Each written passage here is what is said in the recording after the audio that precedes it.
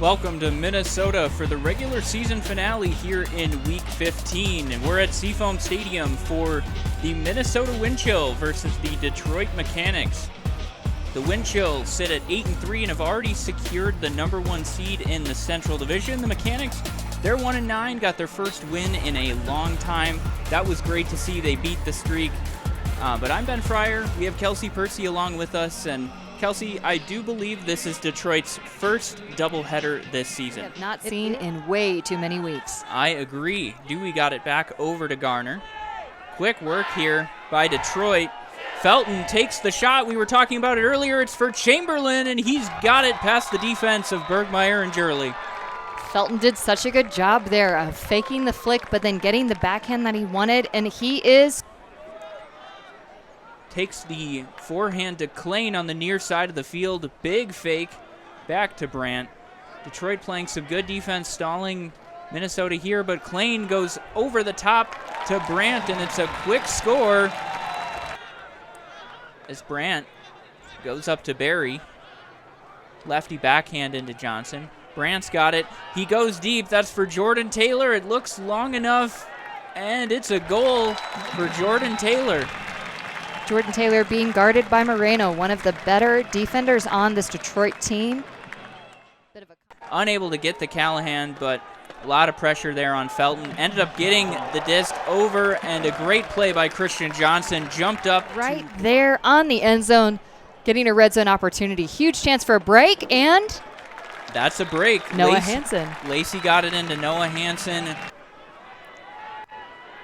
Called his own shot.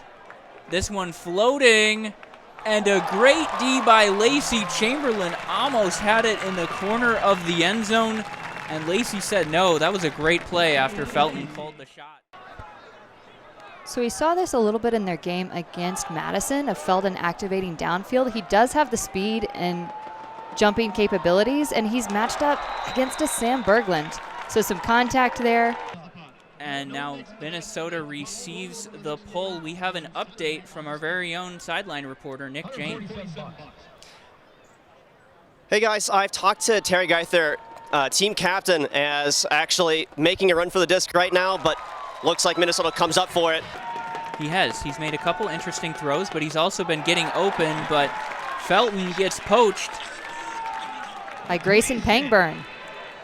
And Minnesota immediately striking deep. Matt Johnson with the score.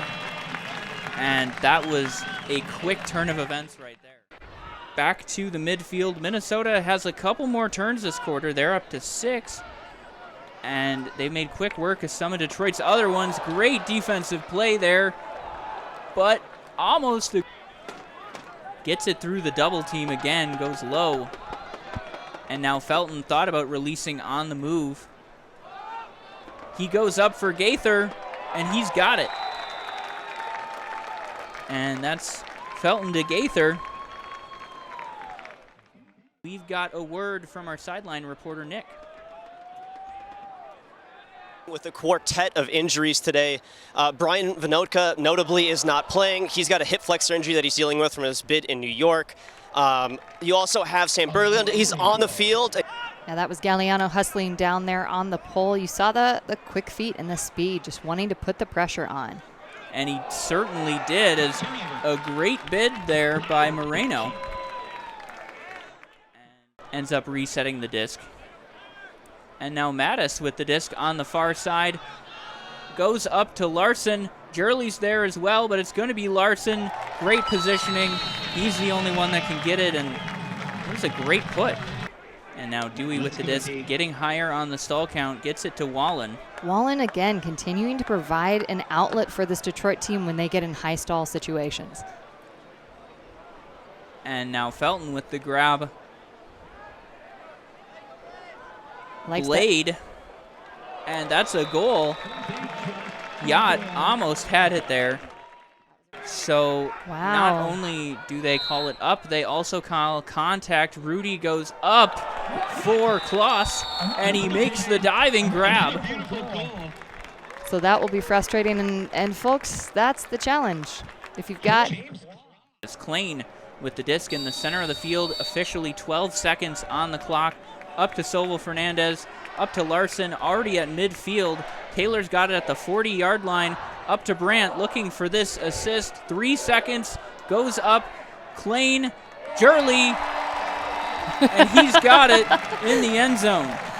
Klain saying it could have been me, but good job, Ant. Yeah, interesting choice, Detroit, to not press, to not put pressure. As Detroit back to the original game plan, as Felton almost had it, immediately turned over. Bergmeyer with a D, Vandy Mortel, and Bergmeyer immediately working it up the field with a series of give and goes. With Felton just being such a gun, look, that 1, 2, 3 shot goes up.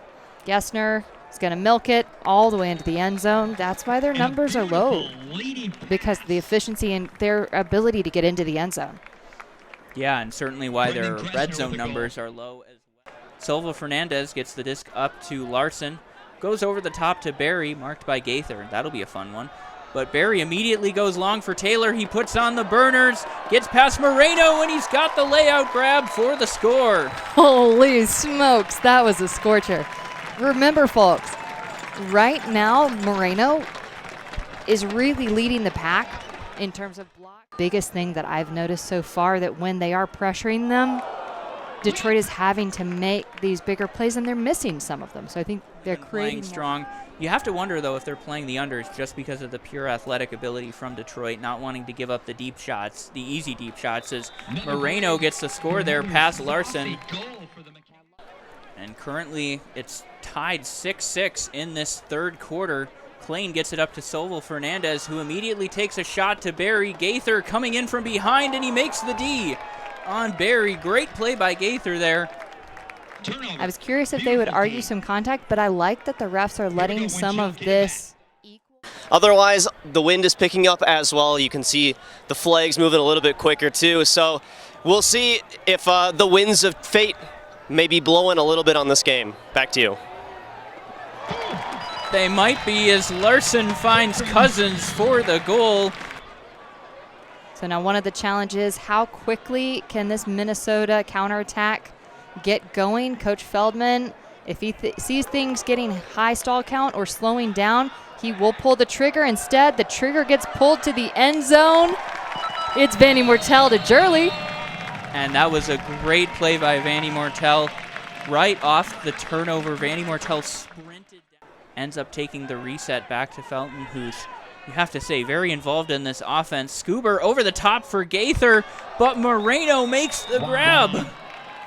He reached out with one arm, caught it right on the ground. Holy, how did he get there? Like, I really didn't. Gordon Larson with a low release flick for Silva Fernandez makes the grab, something we would have seen dropped last week against the Empire, as Cousins finds Brandt in the end zone. Excuse me. So Brandt again proving he is well-rounded. He's got 3 assists. They'll play that game in a couple weeks. That's going to be August 10th. Jurley with the block. Quick give and go. Vandy Mortel getting things moving. They've got Larson on the field too. And a score for Minnesota. Larson gets it into Bergmeyer. And 1 second, disc is touched there. I don't believe they're going to get it off, and they won't.